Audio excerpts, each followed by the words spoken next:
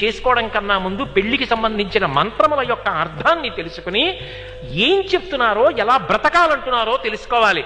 వివాహం అనేటటువంటిది కేవలము కామోపభోగము కొరకు స్త్రీ పురుషులను కలిపేటటువంటి ప్రక్రియ ఈ దేశమునందు కానే కాదు. ఇవాళ కలిసి రేపు విడిపోయే ప్రక్రియ అసలు కాదు. దానికి కావలసిన మానసిక సంస్కారాన్నంతటినీ కూడా అబ్బేటట్టుగా చేస్తారు. ఏ వాగ్దానం చేయాలి? ధర్మమునందు, అర్థమునందు, కామమునందు ఈమెను అతిక్రమించను.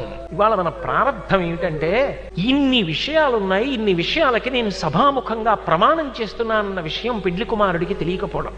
జీవితంలో ఒక్క 2 గంటలు శక్తి కావలసినటువంటి పలహారం చేసేటప్పుడు అంత శ్రద్ధ పెడతాం. ఒక రోజు సంతోషంగా ఉండడానికి చేసే భోజనం మీద అంత శ్రద్ధ పెడతాం. ఒక రాత్రి నిద్రపోకపోతే మరునాడు చేయవలసిన పని చేయలేవని నిద్రపోవడానికి దోమలు లేకుండా జాగ్రత్త తీసుకున్నంత శ్రద్ధ పెడతాం. తాగే నీటి మీద శ్రద్ధ పెడతాం. ఈ జన్మకి కాదు, జన్మ జన్మలకి కావలసిన సంస్కారాన్ని ఇవ్వగలిగిన వివాహం